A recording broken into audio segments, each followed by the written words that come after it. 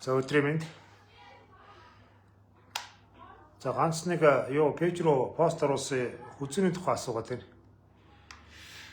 Чатаар, пэйжийн чатаар хүзүү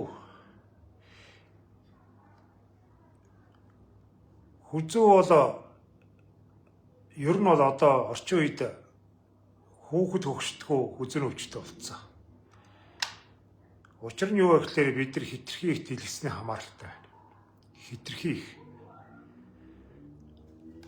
Гар утсаа ингэж үздэг хүн гэж байхгүй.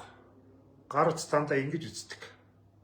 Машинч дээр, гэртеж дээр, ер нь хаач дээр. Дэлгэцийн хамаарал. Одоо ингээд дэлгүүрүүдээр явж ах чинь дандаа доошо тонгоогоод гар утсаа майдсан лангууны ард. Лангууны ард сууж байгаасаа бүгд гар утсаа майдчих. Хүүхдүүд ч гэсэн автобусны буудлын дээр гудамжил ер нь бүгд байнгын тоошоо гар утсаа. Хүний толгой энэ хүний гавлын ас амар хүнд байхгүй юу? 5 кг. 5 кг чи энэ нарийнхан хүзөө. Энэ чинь нөгөө нэг чэжний, бэлхүүсний одоо юу гэдэг гуйны ч юм уу энэ булчингуудаас нь хүзүүний булчин чинь цаадалтаа ийм бүдүүн 7 нуглан байгаа. Тэгээд тойроод энэ хүзүүний булчин чи өөрөө тийм баг булчин байхгүй юу? Булчингийн масс багтаа гэсэн үг. Тийм учраас хүзүүний яс энэ хүнд толгоогоо доош нь ингэж унгаахгүй тулд барьсараад хүзүүний шохоож төгчөж байгаа. Энэ хүзүүний шохоожд остеоонтросны хамгийн гайтай нь юу вэ гэхээр энэ судасны замыг боодгийг. Судасны зам боно. Тархинд очдог судасны зам. Бидний хүний биеийн эрхтний хамгийн гол мэдрэлийн хамгийн том төвөм тарих. Тарих цусны дутагдалд ороод ирэхлээр л ер нь бүх биеийн л мэдрэл алдагддаг. За хамгийн түрүүнд нойр гүдэл. Нойр гүдэлтэй болно. За тэгээд тархины цусаа ангаж багасаад ирэхлээр даралттай болно. Тархинд цус баг очиод ирэхлээр нүдний хараа муудана. Нүдний хараа бол ер нь бол байгалийнхаа жамаар бол ер нь 50-аас дээш насанд нүдний ойрын хараа мууддаг. Энэ бол ер нь түгээмэл үзэгдэл. Одоо шил минийх ойрын хараа муудсан. Холын хараа бол зүгээр. Тэгэхээр энэ 50-аас дээш насанд бол хараа муудах бол байгалийн үзэгдэл гэсэн үг ойрын хараа. Яагаад гэвэл бид нар насан туршдаа их ойрхон зүйлтэй харьцдаг учраас ойрын хараа. Холын хараа ойрын хараагаар хоёулаа залуу наснд муудна гэдэг бол ерөнхийдөө тархины цусан хангамжийн дутагдал. Тархины даралт. Энтэй холбоотой. Дээрээс нь жигшүүгдэг. Та хамгийн ноцтой нь юу вэ гэхээр гар бадаардаг. Их хүндэрсэн тийм юу нь бол хүзүүний шохоожлтын архаг хэлбэр бол гар бадаардаг шүү. Гар яаж бадаардаг вэ гэхээр энэ хоёр хуруунаас эхэлдэг. Чигчи ядам хуруу хоёроос. Чигчи ядам хуруу хоёр чи үе ингээд шалтгаангүйгээр ингээд нэг юм мэдрэлгүй юм шиг болоод байвал та хүзүүний шохоожлтын арга хэлбэр рүү орсон байна л гэсэн үг. Тэгээ цаашаа дамжаад ирэхлээр ерөнхийдөө ингээд урт гараараа өвдөж эхэлдэг.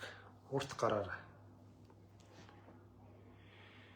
Энэ маань тэгээд та ер нь явандаа цус харуулна гэсэн үг. Цус харуултаа болно. Ер нь таны тархины цусаа ангаж муудаад тархичин мөнхийн ингээд цусаа баг аваад байхлаар тэнэгрэлд хүрдэг шүү. Ой санамж муудна гэсэн үг. Тархичин байнга ер нь бол цус гэдэг маань тархины хоол хүнс шүү дээ. Хоол хүнс цусаар чинь дамжиж хүчлэгч очиж байгаа. Байнгын одоо хүчлэгчийн дутагдал, цусны дутагдaltaй тархичин байнга тэгээд байгаад байхлаар ер нь тэнэгрэлд хүрдэг. Тэнэгрэл гэдэг маань ер нь юм мартаж санаад эхэлнэ гэсэн үг. Хаалгаж хойжлоо гэж хэлдэг үстэй. Тэгтээ хаалгаж хойжлоо, гэрлээ унтраа уу, плеткээс салгасан уу, зургатаа унтраасан уу, гарч орохтой ингээд орон гарan болоод идэх. Машина төвчсөн үү гэтэргээд. Ингээд ийм ойр зүрийн ийм хэрэглэн дээр дахин санаж чадахгүй байна гэдэг маань оохоо муудаж байгааг шинж. Барьсан тавьснаа мартдаг гэсэн үг. Хийсэн үйлдэлээ мартдаг. Энэ нь юу вэ гэхээр тархины цусан хангамжийн дутагдал юм. тархины цусан хангамжийн дутагдлын хамгийн гол шалтгаан бол үзүүний шохоожилт. Хүмүүс нэг ингэж яадаг, эмчнэрийн ч хэлдэг нэг үг байдаг. Цус өтгөрхлөө гэд. Цус өтгөрөөд хүний ой санамж муудахгүй штэ. Цус багдвал мууддаг байхгүй юу? Ер нь цус хэд шингэн байх бас их осолтой штэ. Маргаан цусаа шингэдүүлэх сайн гэж ойлгоод байдаг. Тэгэл ингээд янз янзын эмнэлэг дээр очиод тусад залгуудаад ингээд байгаад байдаг. Цус их шингэн байхыг осолтой байж идэг. Ямар нэгэн байдлаар юу гэдгийг гараа эсгэх ч юм уу, хадагдаад нэг хамраа цус гоожход цусны бүлэн үүсдэг. Бүлэн гэдэг маань цус ч өөрөө бүлгэнжиж өөрийнхөө цусалтыг тогтоодог юм байгалийн рефлекс юм. Тэгэхээр цусны бүлэн үүсэхгүй байх гэдэг маань цусын засвардахгүй гоожно гэсэн үг.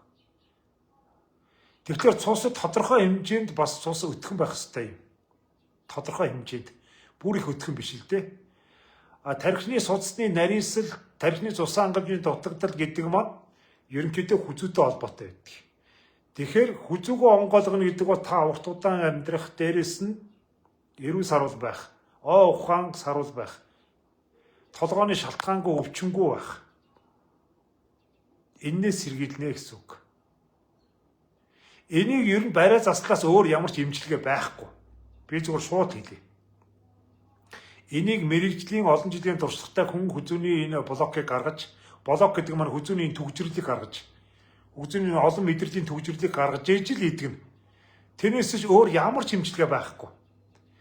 Тархины судас тэлэх ч юм уу, цус шингэлэх ч юм уу, эм тарианы эмчилгээгээр таны тарих толгой даралт, нүдний, чихний энэ мэдрэлвчин сэргэн гэсэн ойлголт байхгүй. Таны энэ хүзүүн дээр төгжирсэн байгаа ясаад онгойлохгүй бол энэ авралгүй шүү гэдгийг бас хэлмээр байна.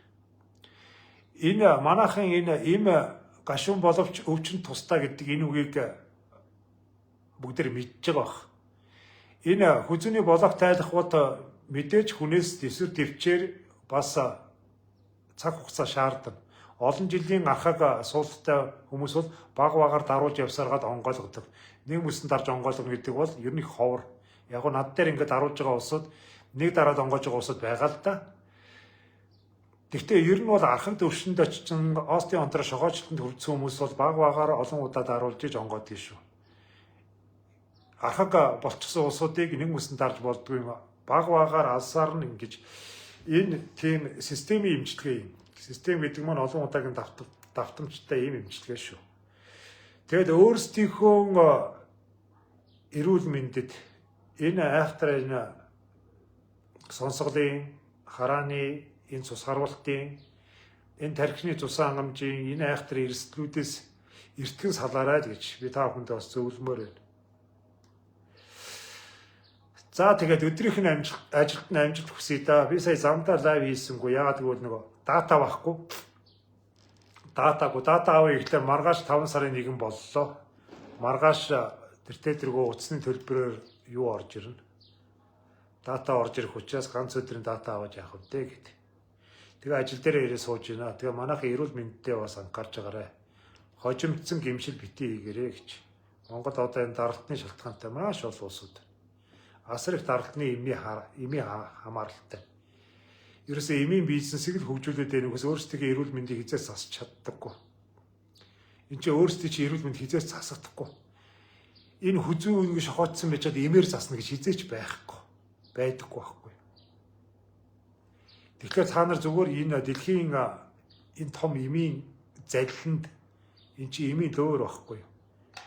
Эмийн залилан лөөртөл өртөж яваад байна л гэсэн. Эрүүлэр идэгье гэж бодчихвол хүзүүгээ онгойлго.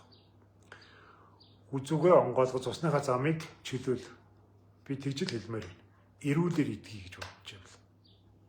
Насан туршдаа эмээр яваад байвал та бүхэн цаадалтаа зүрх, судас, ходоод маш олон бөөрийн асар олон өвчнөд болно. Эм гэдэг маань ганцхан эргэтэн дээр орчиж үйлчлдэг. Амар орсон бол бүх эргэтэн дээр очдог. Цусаар дамжаад. Та одоо жишээ толгойнхоо өвчний дарыг л өвчин намдах угаал байвал тэр чин дараа нь бөөрөн дээр чин, ходоодон дээр чин, зүрхэн дээр чин цаашдаа одоо бүх эргэтэн дээр чин тэр эмийн хорч нь очиж идэг.